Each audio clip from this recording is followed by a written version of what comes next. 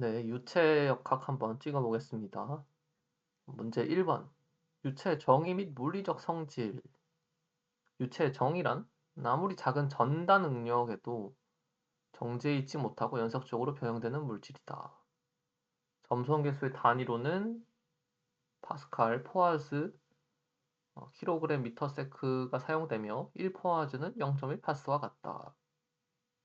또 동점성 계수는 점성 계수를 유체 밀도로 나눈 값이며 단위로는 이것 등을 사용한다. 뉴턴 유체에서 전다 능력은 변형률에 비례하고 비례상수를 점성 계수라고 한다. 5번. 압축성 유체는 압력 변화에 따라 밀도 변화가 거의 없는 유체를 말하며 액체가 1에 해당한다. 답은 5번인데 밀도 변화가 거의 없는 유체는 비압축성 유체이고 이걸 우리가 액체라고 하죠, 보통. 압축성 유체는 기체가 대표적이죠. 네. 2번. 점성과 온도의 압력에 관한 설명인데 액체의 점성은 온도 상승에 따라서 분자 간의 응집력이 약해지기 때문에 감소한다. 기체의 점성은 온도 상승에 따라서 분자 간의 운동 및 충돌이 활발해져서 증가한다. 3번. 기체 점성은 압력의 영향을 거의 받지 않지만 액체의 점성은 증가하는 경향이 있다. 이건 약간 애매하죠. 4번. 동점성 계수는 온도가 상승함에 따라 모두 감소하는 특성을 보인다. 5번. 점성이 전혀 없는 가상의 유체를 이상 유체 또는 비점성 유체라고 한다.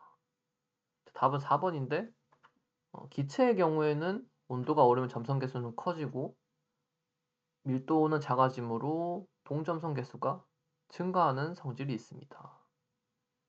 자, 3번. 표면 장력 및 모세관 현상에 대한 설명인데 표면 장력은 응집력에 의해 발생한 힘이고 단위 길이당 힘으로 나타낸다. 요 단위까지 항상 같이 가져가셔야 되고 액체 속에 수직으로 세운 가는 관에서 액면이 상승하거나 하가는 높이는 지름에 반비례한다. 이 공식 써보시고 한번 생각해 보시면 됩니다. 그 다음 3번. 물과 유리판 사이처럼 부착력이 응집력보다 큰 경우에는 액체는 고체 표면을 적시게 되며 액면이 오목하게 형성된다. 4번. 수은과 같은 액체는 유리관 내에서 액면이 하강하며 접촉각이 둔각을 형성한다. 5번.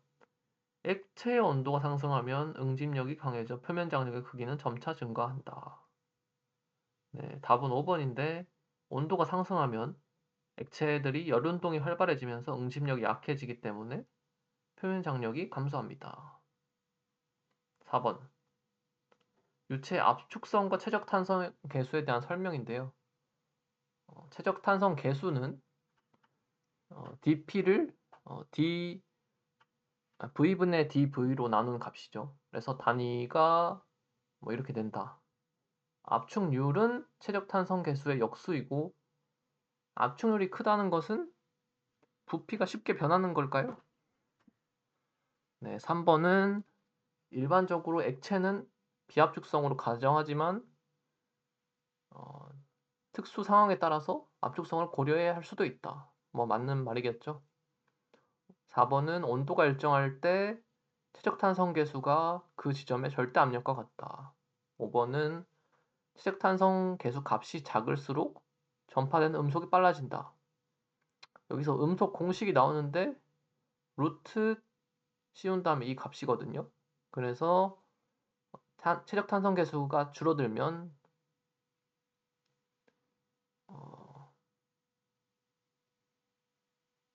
음속이 빨라집니다. 클수록 음속이 빨라집니다. 자, 5번은 차원 및 단위에 관한 설명. 네, 이 단위를 mLT랑 FLT로 표현을 할 줄 아셔야 되고 이거는 답은 3번인데 네, 1파스가 10포아즈 그리고 저는 보통 1포아즈는 0.1파스 이렇게 외웁니다. 나머지는 한번 읽어보시면 됩니다. 6번 유체의 분류 및 유동 특성, 이상유체, 빙햄유체, 여러 가지 요상한 유체가 나오는데 사실 이상유체 빼고는 이 문제는 한 번 정도 기출이 된 걸로 아는데 그냥 한번 읽어보시고 넘어가시는 게 좋을 것 같습니다. 7번, 8번은 넘어갔고 9번 전다능력과 속도 구배의 관계에 대한 설명. 점성계수가 속도 구배의 크기와 관계없이 일정한가? 의소성 유체는 이러이러한가? 이건 5번만 한번 보시고 가죠. 그래서 이상 유체는 점성이 0이므로 속도 구배가 존재하더라도 전다 능력이 항상 0이라는 점. 넘어갑시다.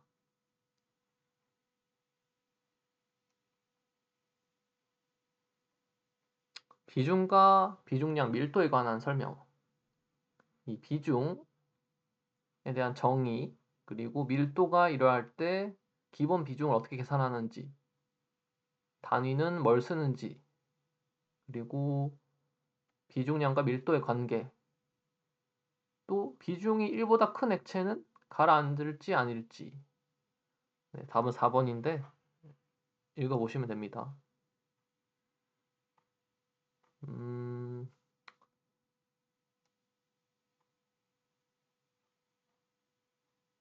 정력학으로 넘어가죠.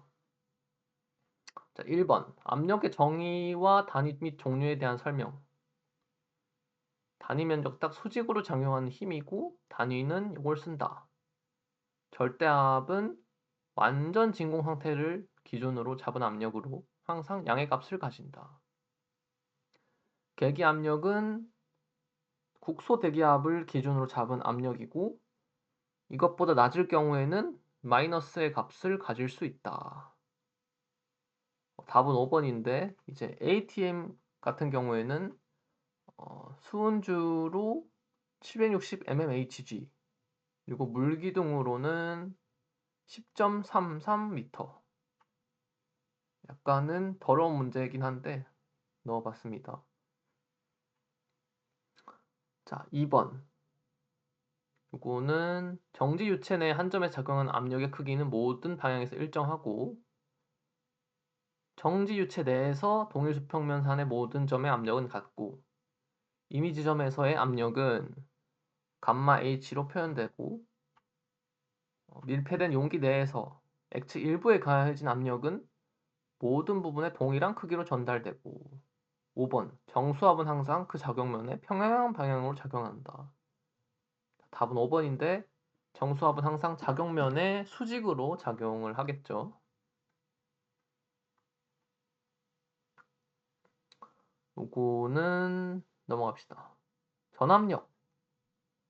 평면에 작용하는 전압력의 크기는 넓이 곱하기 도심에서의 압력인지 전압력이 작용하는 점인 압력 중심이 도심보다 아래에 있는지 위에 있는지 또 수평면일 경우 도심과 압력 중심이 일치하는지 압력 중심의 위치는 액체 비중량 크기에 비례하여 깊어지는지 자, 경사각이 커져 평면이 수직에 가까워질수록 압력과 도심 사이의 거리가 멀어지는지 자, 답은 4번인데 전압력의 위치는 액체의 종류와는 무관하며 기하학적 형상과 깊이에만 의존한다. 다음은 곡면에 관한 설명인데 곡면에 작용하는 전압력의 수평 성분은 곡면은 수직 평면의 투영한 면에 작용하는 힘과 같다. 2번은 전압력의 수직 성분이 곡면 상부에 있는 유체의 무게와 같다. 3번은 작용선이 도심을 통과하고 4번은 크기가 수직 수평 성분의 합으로 계산되고 5번은 작용 방향이 모든 점의 수직인지 답은 4번인데 압력의 크기는 이제 루트 x제곱 y제곱으로 계산됩니다. 그래서 단순 합산이 아니라는 거. 자, 부력에 관한 설명인데 1번, 2번, 3번 다 맞는 선지고요. 4번 같은 경우에는 이제 부력이 밀어낸 유체의 최적에 비례하기 때문에 완전히 잠긴 후에는 최적이 일정하기 때문에 부력도 일정하다. 부체의 안정 조건에 대한 설명. 경심, 무게중심이 나오는데 그거는 한번 읽어보시면 될 것 같습니다. 답은 4번인데 무게중심이 부심보다 위에 있더라도 경심이 무게중심보다 위에 있으면 부체가 안정할 수 있다. 사실은 뭐 잘 나오지는 않습니다. 이런 문제는. 다음은 가속도 운동에 대한 설명인데 수평 방향으로 직선 가속도 운동을 할 경우 액체 표면은 기울어진다. 2번은 수평 가속도 운동 시에 기울기가 탄젠트세타는 가속도를 g로 나눈 값으로 표현된다. 3번 수직 상방으로 운동을 할 때 액체 내부의 압력이 높아지는지. 4번 수직 하방으로 운동을 할 때 가속도가 중력 가속도와 같으면 자유낙하 액체의 내부압이 0이 되는지. 그리고 등속 회전 운동을 할 때 표면이 원뿔 모양이 되는지 한번 생각해 보시면 답은 5번입니다. 등속 회전 운동을 하는 액체의 표면은 원뿔이 아니라 포물선 형상을 그립니다. 자, 압력과 수두에 대한 설명. 수두는 미터 단위로 나타낸다. 그리고 압력을 비중량으로 나눈 값이다. 동일한 압력 하에서 액체의 비중이 낮을수록 높이가 낮아진다. 파스칼의 원리는 유압 제개 원리고요. 대기압 상태의 자유표면에서 계기압력이 0이다. 수심 지점의 절대압력은 대기압 더하기 감마 H이다. 네, 답은 2번인데 수두는 압력을 비중량으로 나눈 값이기 때문에 압력이 일정할 때 비중량이 작아지면 수두는 높아지겠죠. 10번은 넘어가고 자, 유선의 성질에 대한 설명. 유선은 모든 점에서 속도 벡터와 접선 방향이 일치하는 가상의 곡선이다. 정상류 상태에서는 유선, 적선, 맥선이 모두 일치한다. 유선상의 어느 점에서도 유선의 수직인 속도 성분은 존재하지 않는다. 유선은 서로 교차할 수 있으며 한 점에서 속도는 여러 개의 방향을 가질 수 있다. 비정상류의 경우에는 모양이 변한다. 답은 4번인데 유선은 서로 교차할 수가 없고 그렇기 때문에 4번이 틀렸습니다. 다음은 연속 방정식에 대한 설명. 연속 방정식은 질량 보존 법칙과 관계가 가장 깊은 방정식이죠. 그래서 Q는 AV 그 값이 모든 지점에서 일정하다. 그리고 이것이 압축성 유체로 가면 질량 유량이 일정하다는 법칙으로 바뀌고요. 정상 유동에서 유선들이 밀집된 곳에서 유속이 상대적으로 느린가? 5번. 검사 최적 내로 유입되는 질량과 유출되는 질량의 차이가 질량 변화량과 같은지. 답은 4번인데 유선들이 밀집됐다는 것은 단면적이 좁아졌다는 거고 그러면은 이제 A가 줄어들기 때문에 V가 올라가서 유속이 빨라지겠죠. 다음은 오일러 방정식과 베르누이 방정식에 대한 설명인데요. 답은 4번입니다. 베르누이 방정식은 비점성 유체를 전제로 하기 때문에 4번 같은 경우에는 점성 유동에서 라는 가정이기 때문에 4번이 틀렸죠. 베르누이 방정식의 각 항에 대한 설명인데요. 압력수두, 속도수두, 위치수두, 그리고 피토관에서 측정되는 정압이 무엇의 합인지, 전압도 중요합니다. 정압과 동압의 합인가, 또 일정한지. 자, 답은 4번이고 피토관에서 측정되는 것은 정체압이고, 정압은 유체 흐름과 평행한 방향으로 측정되는 압력 그 자체입니다. 다음은 EGL과 HGL에 대한 설명. 그래서 1번, 2번 한번 읽어보시고 EGL이 항상 HGL보다 속도 수두만큼 위쪽에 위치한다. 답은 이제 4번인데, 손실이 발생하면 에너지가 소모되면서 EGL이 하향한다는 거.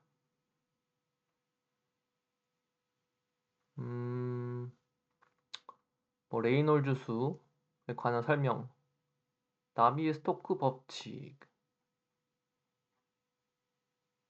여러 가지 유동의 유형에 대한 설명이랑 방리와 와류, 그리고 베르노이 응용 장치에 대한 설명, 라그랑쥬 기술법과 오일러 기술법에 대한 설명, 이렇게 있습니다.